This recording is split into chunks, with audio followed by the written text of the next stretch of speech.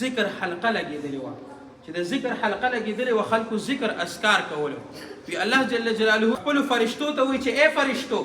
لاړ شئ وګورئ دا خلک څه کوي د خپل علم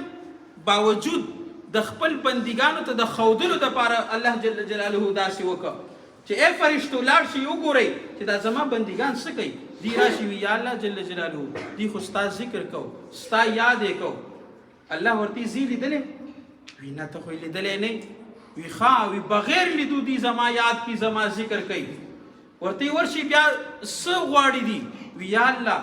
دی خو د جهنم نه پناه غواړي وی دی جهنم لیدلی دی وی نه جهنم هم نه دی لیدلی وی ښه بیا هم ترېنه پناه غواړي وی ګواه وشي چې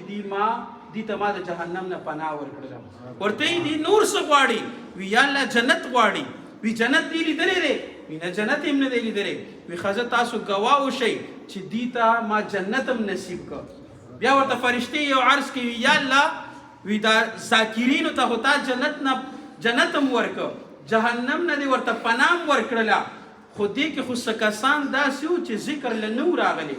هسې راغلي وو ناسو دې ذکر کې چې کوم خلک وو د دې کې چا سره څه کار